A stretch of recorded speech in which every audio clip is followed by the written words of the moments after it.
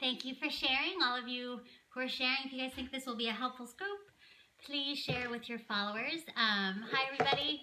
My kids have the day off, so I have to hurry and prepare this because I'm going to make this for dinner, but we've got a busy day ahead. So I want this ready and waiting for me at dinner time so I can quickly roast it. So what I'm going to show you is I have a whole chicken here. This is a chicken I just bought from Whole Foods. It's a pasture-raised step 5 chicken, which I don't see that often. And so what I'm going to do is I'm going to remove the backbone.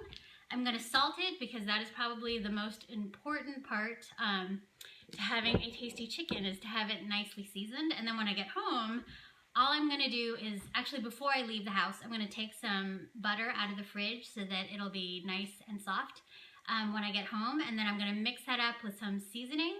And then I'll put that under the skin of the chicken, and then it goes into the oven. But I'm going to show you the part where I take out the backbone, salt it, and put it on a oil-lined baking rack. And this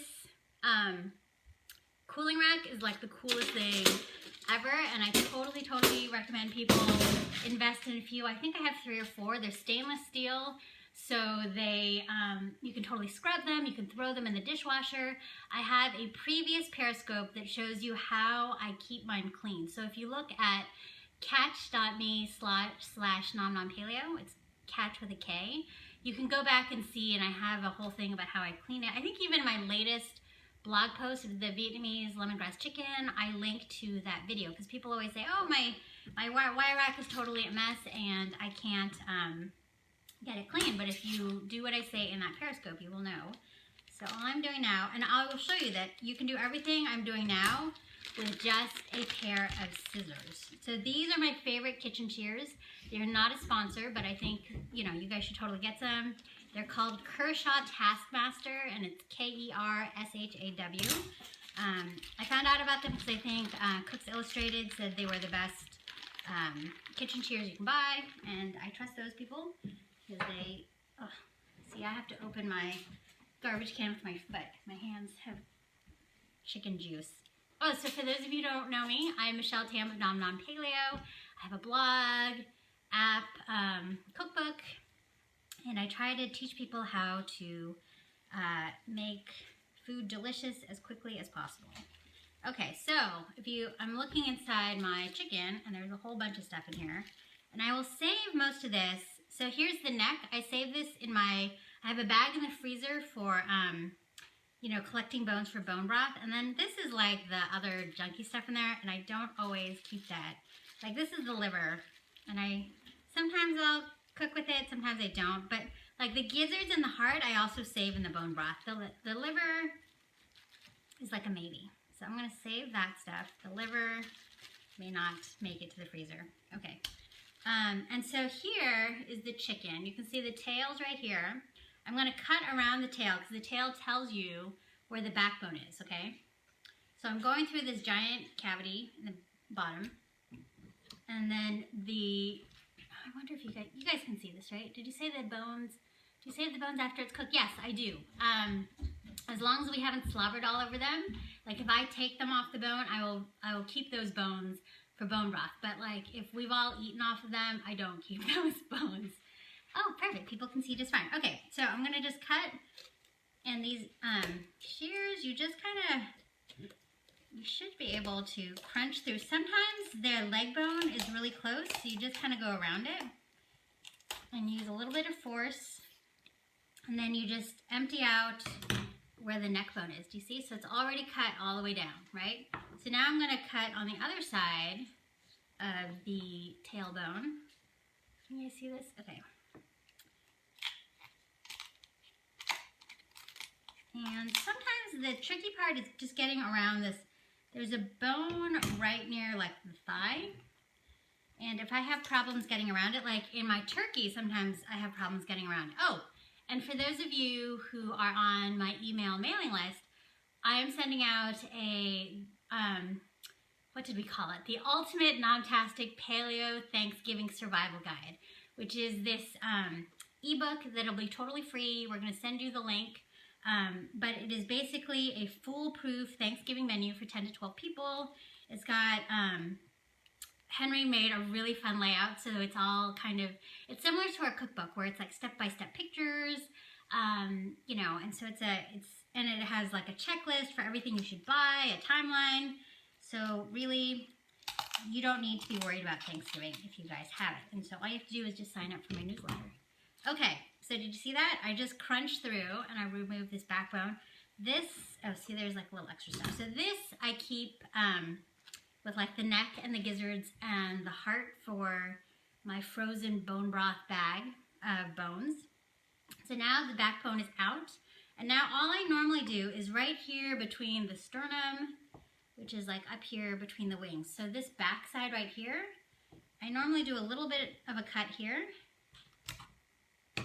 And then I just force it down. Like I use my two hands and I just make it flat. And there you go, see? Oh, who was calling me? All my friends are here on Periscope with me. So now this is actually kind of a wet chicken.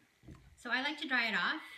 And if you see here, I already have a ramekin filled with kosher salt. And I love Diamond Crystal kosher salt.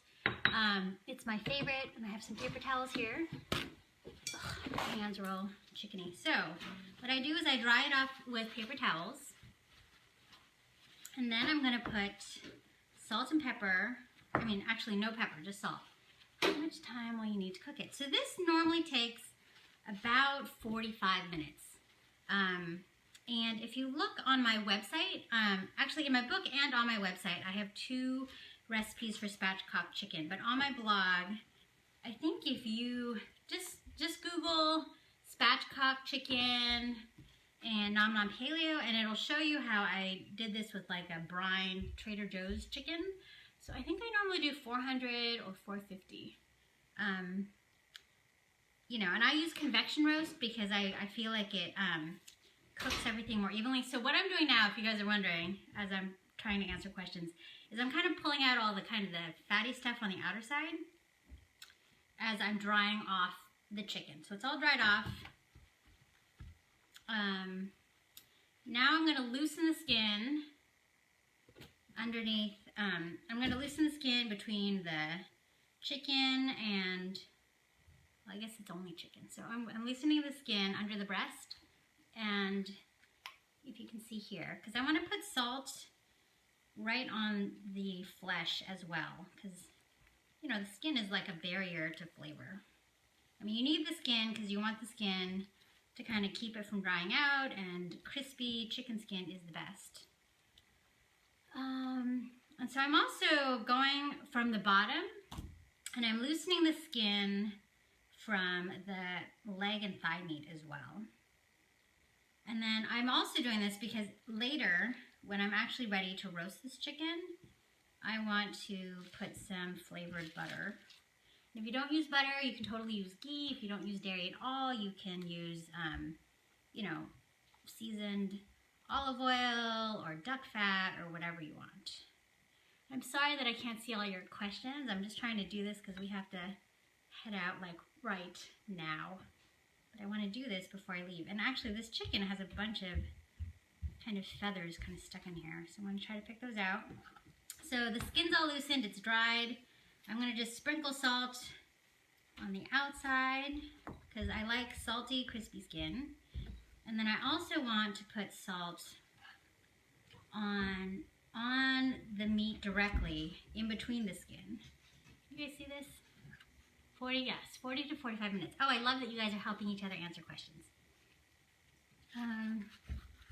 So now I don't put like I'm just going to put a little bit of salt against the skin because I'm not really sure afterwards when I put the seasoned butter on here if I'm going to use like a salted seasoning or not. So I'm going to put some salt and I'm just going to rub it right on.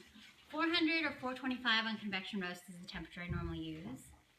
And then kind of just anywhere I can get a little bit of salt, I get it on. And it won't be too salty. In fact, it'll probably be the best tasting chicken you've ever had. So don't be afraid to add a little bit of salt. And I think in terms of what I'm going to serve with this... Mom, it's not going to be the best tasting chicken I've ever had. Oh, so Ollie just said this is not going to be the best chicken he ever had. But the Oh, so he said, oh, well, that's a good save. He said the best chicken he's ever had is probably crackling chicken. Okay, so I massaged the salt on the outside and right on. Oh, no, I don't do 375. I always do 400 or 425. Okay, so there's salt. So essentially I'm going to dry brine it. I'm going to rearrange the skin so that it's all covering nicely. What I do with the wings is I tuck it behind the shoulder like this, and I'll show you guys really quick. So you tuck it back like this. Sometimes I season the back of it. Depends if I'm going to eat it. So I'll probably do a little bit of seasoning or a little bit of salt there. So now I'm going to stick it on my prepared rack. Can you guys see this? All right, you can see this. I'll lift it up. And then, so my salted butterfly bird, I'm going to arrange on here. And then I'm going to stick this in the fridge. I've already made room in the fridge for this rack. And that is that. So when I get home, I'm going to pick my favorite seasoning blend. Probably not too much salt or no salt because I already have salt all over. Can we use a baking sheet? No rack.